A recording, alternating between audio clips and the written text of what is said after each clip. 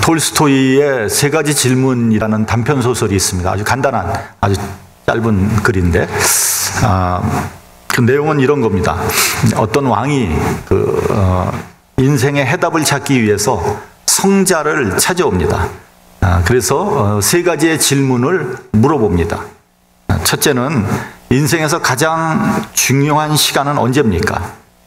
둘째는 가장 중요한 사람은 누굽니까? 셋째는 가장 중요한 일은 무엇입니까? 이 세 가지를 물어봅니다. 간단치 않은 질문이죠. 성자는 대답해 주지 않습니다. 그래서 이 왕은 할 수 없이 궁으로 돌아가려고 하려다가 그 나이 들은 성자를 위해서 땔감을 준비를 해줍니다. 겨울을 잘 나라고 땔감을 준비를 해줍니다. 그렇게 땔감을 다 준비하고 나서 궁으로 돌아가려고 하는데 그때 몸을 다친 사람이 성자를 찾아옵니다. 왕은 궁으로 가려고 그러다가 또 몸 다친 사람이 오니까 그냥 놔둘 수가 없어서 그 사람을 또 잘 돌봐주고 치료를 해줬습니다. 근데 나중에 알고 봤더니 그 다친 사람이 누구냐면 왕을 죽이려고 온 자객인데 왕이 그 땔감을 준비하느라고 시간을 지체하는 바람에 왕을 만나지 못하고 오히려 자기의 정체가 발각이 돼서 그 군사들한테 그렇게 이제 부상을 당하게 됐던 겁니다. 그러니까 결과적으로 왕은 자기를 죽이러 온 사람을 돌봐주고 치료를 해준 거죠. 그러니까 자신도 모르는 사이에 자신의 목숨도 지킬 수 있게 됐고, 더불어서 자기를 죽이려고 온 자객도 그 목숨까지 구해준 그런 경우가 되는 거죠. 그때 성자는 말을 합니다. 이 세상에서 가장 중요한 시간은 지나간 시간도 아니고 앞으로 올 불확실한 미래도 아닌 바로 현재입니다. 언제나 현재가 가장 중요합니다. 그리고 가장 중요한 사람은 옛날에 내가 알았던 사람도 아니고 앞으로 만날 사람도 아니고 지금 당신과 함께 있는 사람입니다. 내가 매일 만나고 있는 바로 그 사람이 가장 중요한 사람입니다. 여러분 옆에 있는 분한테 한번 얘기하고, 당신이 제일 중요합니다.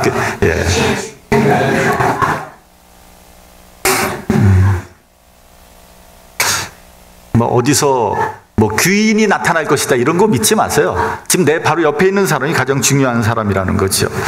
마지막으로 가장 중요한 일은 지금 당신과 함께 있는 그 사람에게 선행을 베푸는 일입니다. 여러분 지금 이 시간 나와 함께 있는 사람에게 선행을 베푸는 일, 그것이 가장 중요한 일이고 가장 보람 있는 일이고 행복한 일이다 하는 겁니다. 여러분 복이 하늘에서 그냥 뚝 떨어진다고 생각하지 마십시오. 그런 복은 없습니다.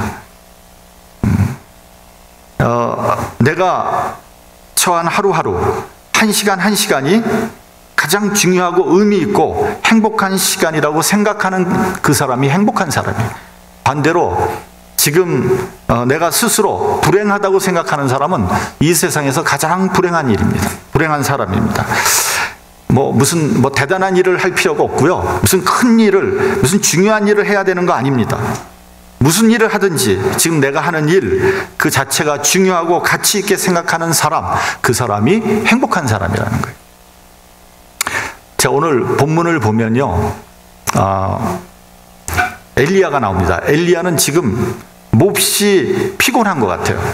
너무나 지친 나머지 로뎀나무 아래 앉아서 하나님 앞에 이렇게 기도하고 있습니다. 우리 본문 4절을 같이 봉독하겠습니다. 본문 4절.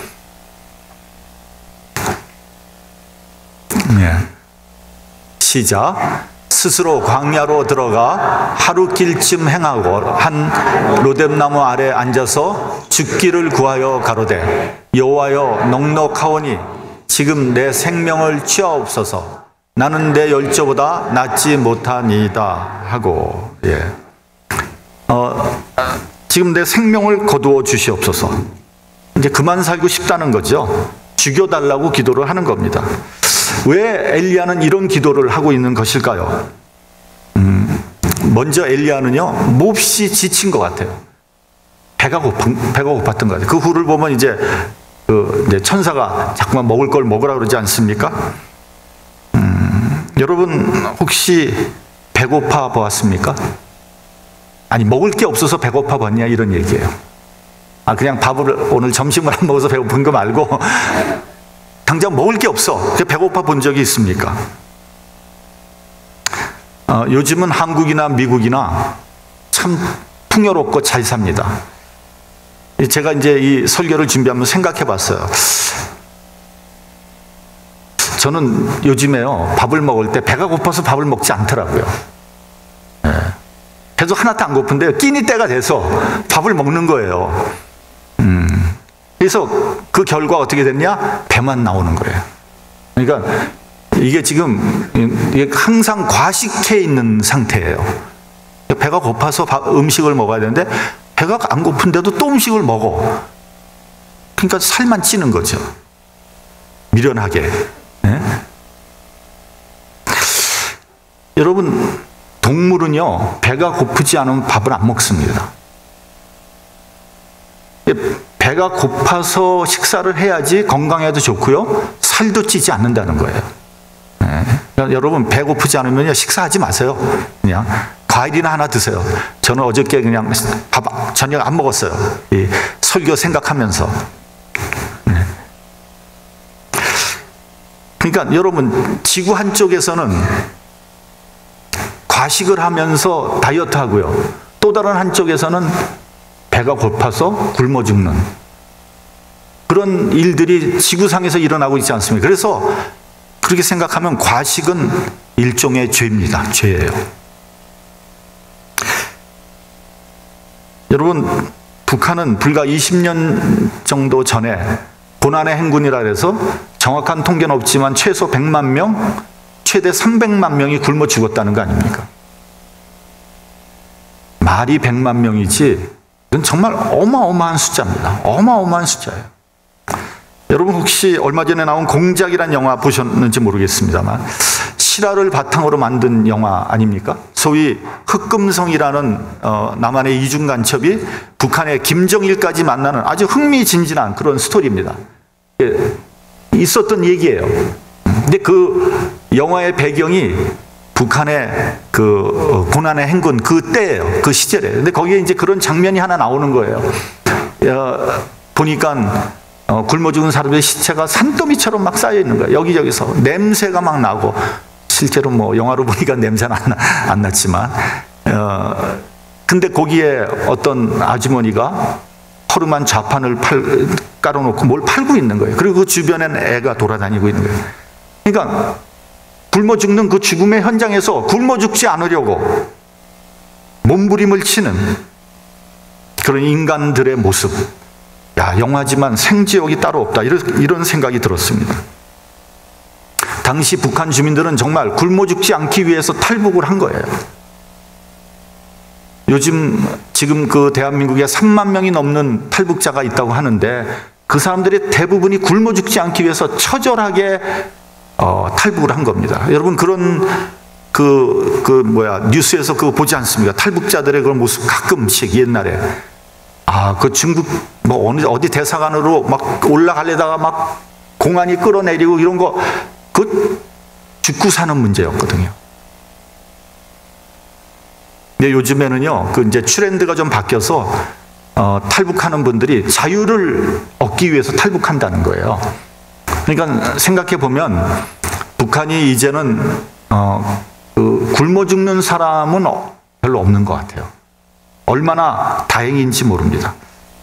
부디 핵 문제가 해결이 되고 또 남북 교류가 이루어져서 좀 우리나라가 남북한이 좀 다 같이 잘 살았으면 좋겠어요. 여러분 배가 고프면요 다른 거 아무것도 필요 없습니다. 무슨 자유고 인권이고 이런 것들 다 배 부른 다음에 얘기해요. 배고픈데 무슨 인권이 뭐가 인권이 필요합니까 지금? 배고픈데 지금 굶어 죽는데 무슨 자유가 필요해요, 지금. 당장 먹어야죠. 배가 고프면요,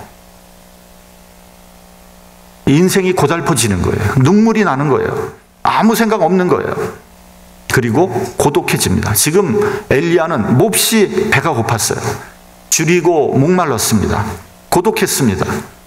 차라리 죽는 것이 낫다, 이런 생각이 들 정도로 힘들었던 것 같아요. 둘째로 엘리야는 무기력했습니다. 무기력이란 것은 여러분, 어떤 일을 내가 굉장히 어려운 일이지만 내가 할 수 있다, 이런 생각이 들면 그건 아무런 걱정이 되지 않습니다. 근데 도저히 감당할 수 없다고 느껴질 때, 그때 무기력이 오는 거거든요.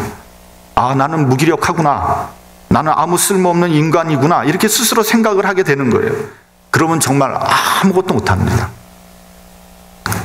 가끔 보면요, 은퇴하고 난 다음에 무기력에 빠지는 분들이 있습니다. 얼마 전까지 정말 열심히 일을 했는데 은퇴하고 나서 갑자기 무기력에 빠집니다. 아, 나는 이제는 쓸모없는 사람이 되었구나, 그러면서 좌절감에 빠지게 되는 거죠. 특히 남자들 가운데 그런 분들이 많이 있습니다. 과거에는 마초였는데 누가 뭐라 해도 정말 막 휘둘리면서 살았는데 어느 날부터 갑자기 부인 뒤만 졸졸 쫓아다녀요. 그리고 심지어는 자식들에게 전화 한 통도 못합니다. 아, 지금 바쁠 텐데, 귀찮아할 텐데. 네. 전화도 못해요. 아침에는 아침이라서 못하고, 점심 때는 바빠할 것 같아서 못하고, 저녁 때는 잠잘 것 같아서 못하고, 전화통 들었다 놨다 하면서 못해요, 결국은. 그러면서 어떤 생각이 드냐 하면요, 아, 나는 더 이상 반가운 사람이 아닌가 보다. 무기력해지는 겁니다. 소심해지고 디프레션에 빠지는 거예요. 그래서 여러분, 은퇴하기 전에 어느 정도의 계획은 좀 짜놓는 게 좋습니다. 내가 할 수 있는 일이 뭔가, 은퇴하고 난 다음에 내가 할 수 있는 일이 뭔가, 뭐가 의미 있는 일인가? 뭐가 의미 있는 일이겠어요? 교회 나와서 기도하는 거죠. 아멘 했어요. 네. 네. 좀 내가 할 수 있는 의미 있는 일이 무엇인가 생각해 봐야 됩니다. 어떤 분은요, 은퇴하고 난 다음에 허구한 날 골프 칩니다. 매일 아침부터. 하기야 그동안 바빠서 못 친 거 한번 원 없이 쳐보는 거 그거 괜찮아요. 그러나 눈만 뜨면 골프 치러 나가는 것, 그래서 뭘 어떻게 하겠다는 거예요. 프로 골프 선수 되겠다는 거 아니잖아요. 그냥 안타까운 거예요. 왜 그러느냐? 할 일이 없으니까. 할 일이 없으니까 그냥 아침부터 나가서 그냥 골프만 때리는 거예요. 오늘 본문 10절에서 보면 이렇게 되어 있어요. 제가 여호와 하나님을 위해서 얼마나 열심을 냈습니다. 특심이라고 되어 있습니다. 다른 선지자들은 다 죽임을 당했습니다. 이제 나만 홀로 남았습니다. 아무도 없습니다. 나도 이제 아무것도 할 수 없습니다. 무기력에 빠져버린 거예요. 셋째는요, 허탈감입니다. 허탈감. 여러분, 엘리야가 어렵고 실패하고 병들어서 고독해진 것이 아닙니다. 사실은 굉장한 사건, 큰 승리를 하고 난 다음에 고독해지고 허탈해진 거예요. 그는 갈멜산에서 바알의 선지자 450명과 싸워서 승리하지 않았습니까? 엄청난 승리죠. 그래서 그 결과 그들을 전부 다 잡아 죽여버렸잖아요. 그러나 그 사건으로 인해서 왕비인 이세벨의 원한을 사게 되죠. 이를 갑니다. 내일 이맘때에는 정녕 내 생명으로 저 사람들 중 한 사람의 생명 같게 하리라. 맹세를 합니다. 그러니까 죽여버리겠다는 거죠. 그 말을 듣고 엘리야는 도망을 치기 시작하죠. 광야로 들어가서 하루 종일 도망친 끝에 로뎀나무 아래 앉아서 하소연을 하는 겁니다. 나 혼자 남았습니다. 하나님, 이제 나도 어떻게 할 수 없어요. 나도 죽여주세요. 더 이상 살고 싶지 않습니다. 여러분, 우리가 이렇게 생각해 볼 때 실패하거나 어려운 일을 당하면은 고독하고 허탈할 것 같지만, 사실은 성공하고 난 다음에 더 허탈해지고 고독해진다는 거예요. 여러분, 실패를 하고 나면요, 그래도 위로를 받을 수 있어요. 또 친구도 주변에 있습니다. 그러나 한번 크게 성공해 보세요. 친구도 없어집니다. 여러분, 크게 성공하고 나면요, 더 불안하고 허탈해지는 거예요. 여러분, 돈을 많이 벌면요, 진짜 돈 많이 벌면 친구가 많아질 것 같죠? 아니요. 친구 하나도 없어집니다. 친구가 다 자기를 뜯어먹는 사람으로 보이기 시작하는 거예요. 저놈이 왜 갑자기 나한테 갑자기 접근을 하지? 또 돈 때문에 오는 거지? 이렇게 생각이 되는 거예요. 그러니까 더 불안해지는 겁니다. 다 도둑놈 같고 전부 자기 돈을 노리는 것 같고요. 하나도 믿을 사람이 없는 거예요. 자꾸만 의심이 되고요. 안전장치를 계속 만들고 스스로 고립시켜 나가는 겁니다. 심지어는 집안 식구들하고도 멀어지는 거예요. 정신적으로 파괴됩니다. 요즘 한국에서 아주 양진호라는 사람이 아주 화제죠, 화제. 아주 뉴스를 뜨겁게 달구고 있습니다. 저는 그 친구의 정신 상태를 조금 이해할 수 있을 것 같아요.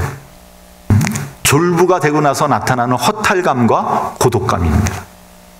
갑자기 천문학적인 돈을 버니까 이거 감당이 안 되거든요. 그러니까 모든 사람을 의심하고 감시하고 폭력을 행사하고 마약을 하고 그래도 불안한 거예요. 정신이 파괴됐고요. 공황 상태에 빠져버린 거예요. 성공한 연예인들이 종종 공황장애라는 병에 걸리잖아요. 이 공황장애라는 것은 성공한 뒤에 걸리는 병입니다. 큰 공연을 마치고 난 후에 오는 허탈감, 고독감 같은 거예요. 종종 아주 크게 성공한 목사님들도 이 공황장애에 시달리게 되는 것을 보게 됩니다. 왜냐하면 스타 목사님은요, 스타 연예인하고 비슷하거든요.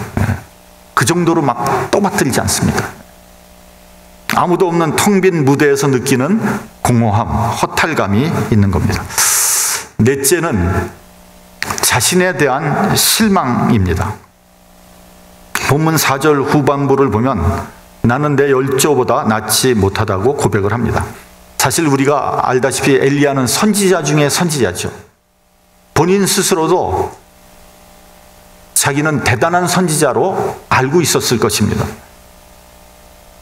그래서 자신을 아브라함이나 이삭이나 야곱이나 혹은 모세와 견주어 봐도 부족함이 없다고 생각을 했을 겁니다.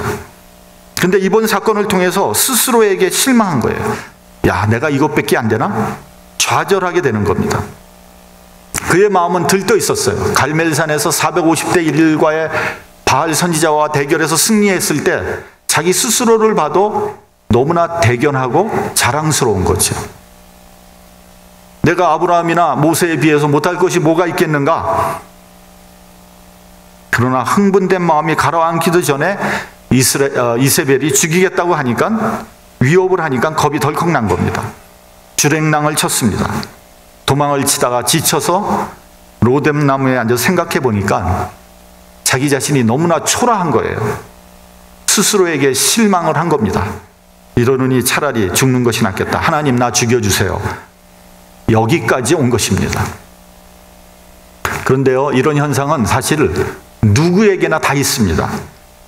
누구나 자기 자신에 대해서 조금씩 과대망상이 다 있습니다. 여러분, 그 조사에 의하면 남자나 여자나 자기가 잘생겼다 혹은 자기가 예쁘다 하는 사람들이 80%가 넘는다는 거예요. 과대망상을 다 누구나 가지고 있는 겁니다.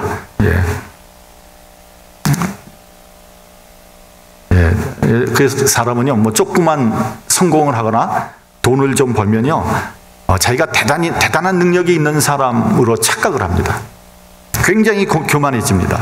저는 어떤 사람이요, 어떤 단체 회장이 되고 난 다음에 갑자기 목에 힘이 들어가고 아주 고압적인 자세로 나오는 것을 봤어요. 뭐 거의 누구에게나 그냥 뭐 반말 비슷하게 하더라고요.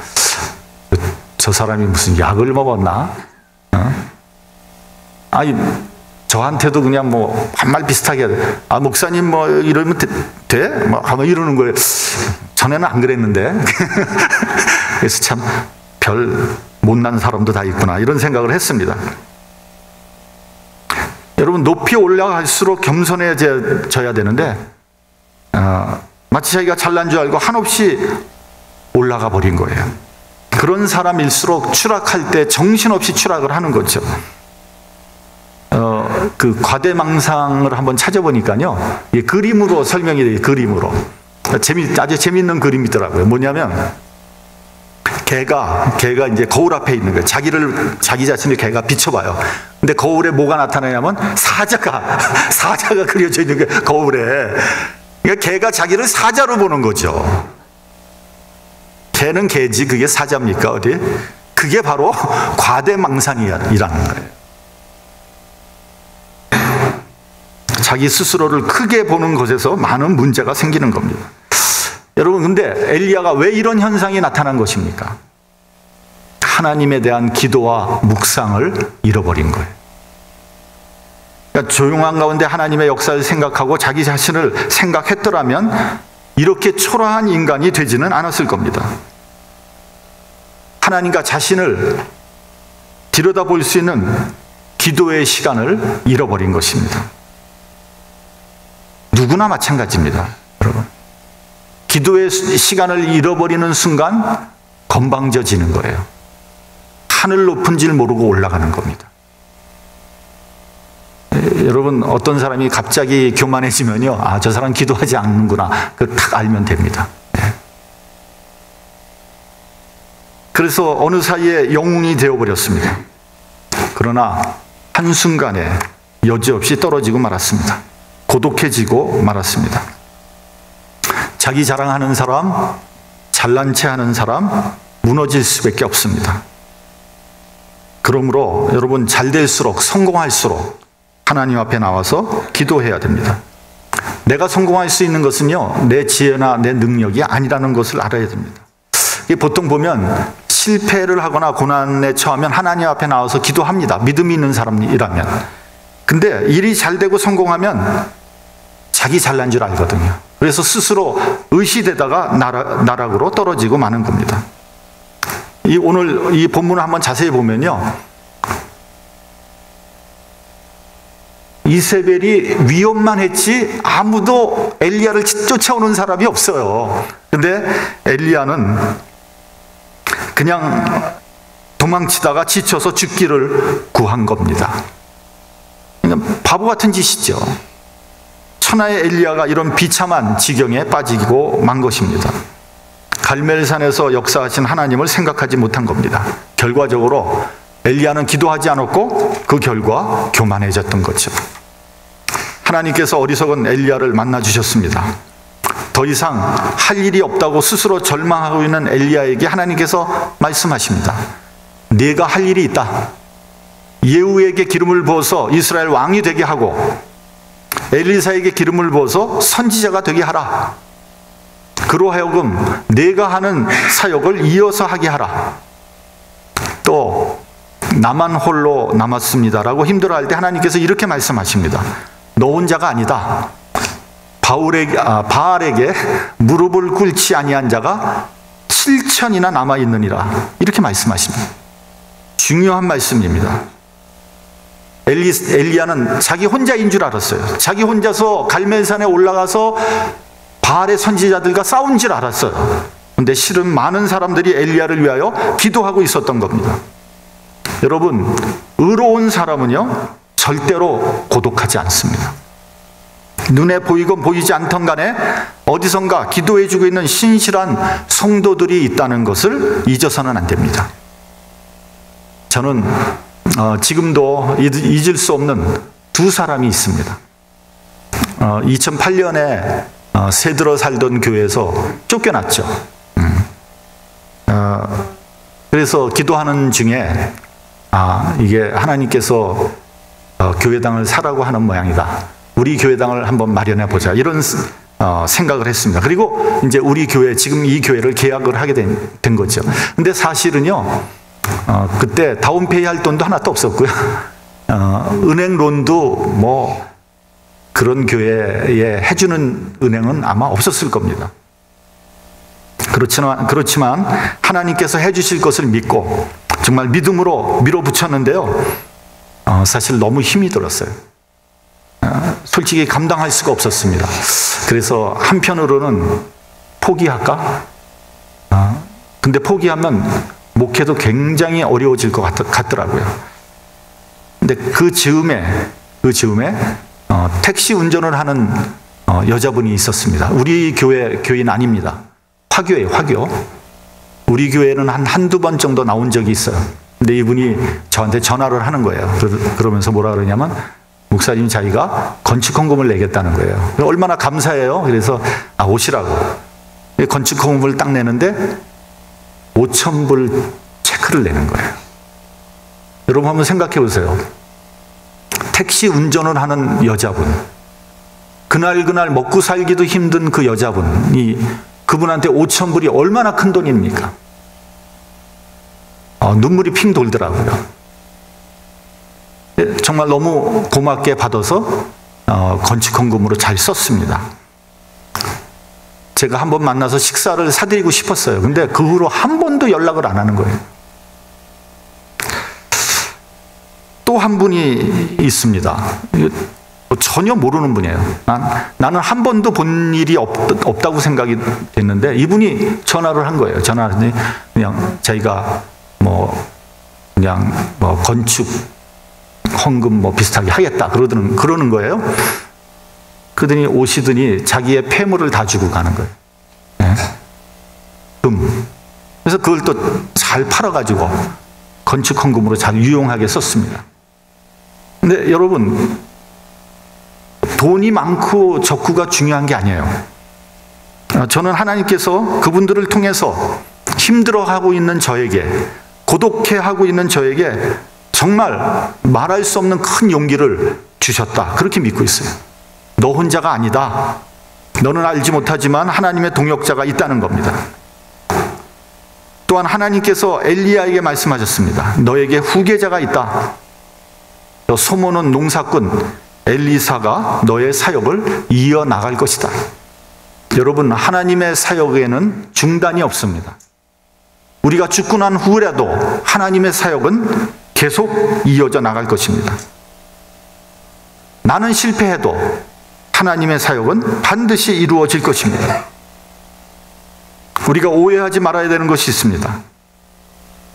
내가 없으면 하나님 일이 될까? 내가 안 하면 교회가 돌아갈까?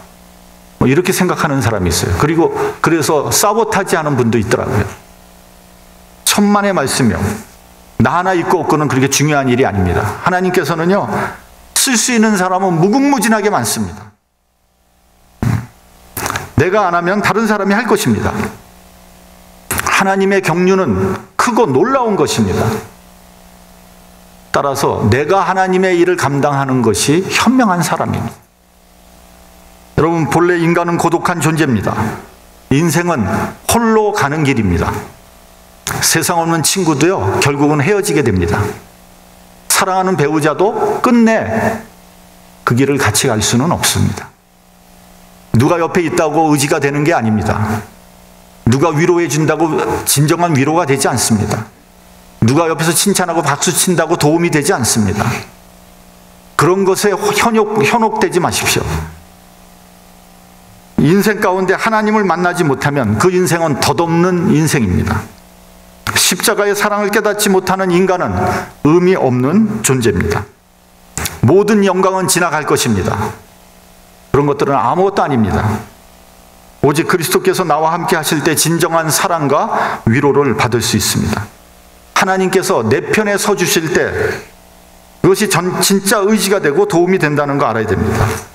그럴 때 비로소 우리는 무력감과 허탈과 고독과 좌절에서 자유할 수 있는 겁니다. 그러므로 우리가 하나님 안에 있을 때 내 존재의 의미가 있는 것입니다. 하나님 안에서 영적인 동역자가 있고 동지가 있는 겁니다. 하나님 안에 있을 때 결코 나 혼자가 아닙니다. 힘들고 어려울 때 하나님 앞에 나와서 기도하십시오. 하나님께서 동역자를 보내주십니다. 하나님께서 위로해 주십니다. 하나님께서 함께하여 주십니다. 하나님을 믿는 믿음 안에서 담대함과 진정한 용기를 갖는 저와 여러분이 되시기를 주님의 이름으로 축원합니다. 기도하겠습니다.